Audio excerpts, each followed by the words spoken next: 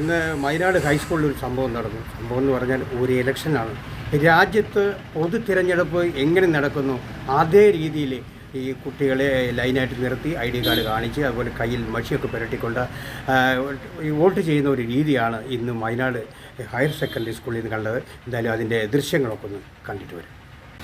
പ്രിയ പ്രേക്ഷകരെ, ഇത് Wayanad higher secondary സ്കൂളാണ്. ഇന്നിവിടെ ഇലക്ഷനാണ്.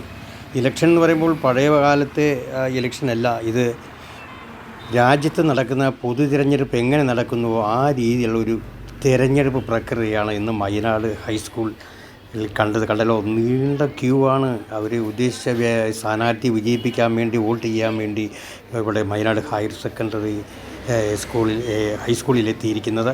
കാരണം എന്തായാലും ഇവിടെ 2 വരിയായിട്ടാണ് ഇവിടെ വോട്ടിങ്ങിന് വേണ്ടി ക്യൂ ആയിട്ട് നിൽക്കുന്നത്.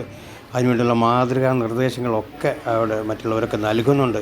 അതുപോലെ തന്നെ ഈ ഹാളിനകത്ത് കയറി ഈ കണ്ടല്ലോ, അവിടെ ചെക്കിങ് കഴിഞ്ഞ് മഷി പുരട്ടുന്ന രംഗങ്ങളൊക്കെയാണ് കാണുന്നത്. നമ്മൾ ഈ രാജ്യത്ത് പൊതു തിരഞ്ഞെടുപ്പ് എങ്ങനെയാണോ അത് ഈ കുട്ടികളിൽ എത്തിക്കുക. അങ്ങനെ കുട്ടികൾക്കൊക്കെ TV യിലും പത്രങ്ങളിലൊക്കെ കണ്ടിട്ടുള്ള അറിവേ കാണും. കാരണം ഈ പോളിംഗ് സ്റ്റേഷനിലൊന്നും വന്ന് കാണില്ല. അതുകൊണ്ട് ഇത് ജനാധിപത്യപരമായിട്ടുള്ള ആ കാര്യങ്ങളൊക്കെ മനസ്സിലാക്കുവാൻ വേണ്ടിയിട്ടുള്ള ഒരു പുതിയൊരു പരിപാടിയാണ് വയനാട് ഹയർ സെക്കൻഡറി സ്കൂളിൽ ഈ ഇലക്ഷനിൽ കണ്ടത്. കുട്ടികളൊക്കെ വളരെ ഹാപ്പിയാണ്. കണ്ടല്ലോ, വളരെ സന്തോഷമായിട്ടാണ് അവർ ഈ സംഭവം കാണുന്നത്. കാരണം മഷിയൊക്കെ വിരലിൽ പതിക്കുക എന്ന് പറയുമ്പോൾ അത് പ്രതികാലമായിട്ടാണെങ്കിൽ തന്നെയും ഇലക്ഷൻ ഇത് യഥാർത്ഥ ഇലക്ഷനല്ല, ഇതിൻ്റെ ഇവിടെ ഹൈസ്കൂളിൽ നടക്കുന്ന ഒരു ഇലക്ഷനാണ്. ആ പഴയ പൊതു തിരഞ്ഞെടുപ്പിൻ്റെ രീതിയിൽ തന്നെയാണ് ഇവിടെ നടക്കുന്നത്.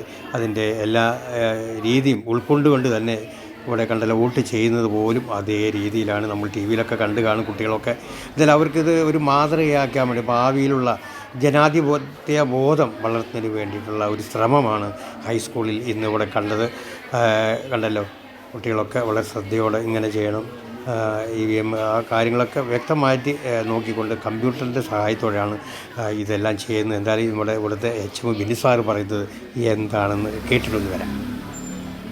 Wayanad higher secondary school parliament തിരഞ്ഞെടുപ്പുമായി ബന്ധപ്പെട്ട് കുട്ടികളെ ജനാധിപത്യത്തിൻ്റെ പാഠങ്ങൾ പഠിപ്പിക്കുന്നതിൻ്റെ ഭാഗമായി അവരെ ഒരു സാധാരണ തിരഞ്ഞെടുപ്പ് നടക്കുന്നത് എങ്ങനെയാണോ അതേ രീതിയിൽ EVM-ന് പകരം ലാപ്ടോപ്പിൽ ആ EVM സെറ്റ് ചെയ്തുകൊണ്ട് ആ കുട്ടികളെ ഓരോ ക്ലാസ്സിൽ നിന്നും അവരുടെ ആൽഫബറ്റിക് ഓർഡർ അനുസരിച്ച് രജിസ്റ്റർ അനുസരിച്ച് വിളിച്ച് കയ്യിൽ മഷി പുരട്ടി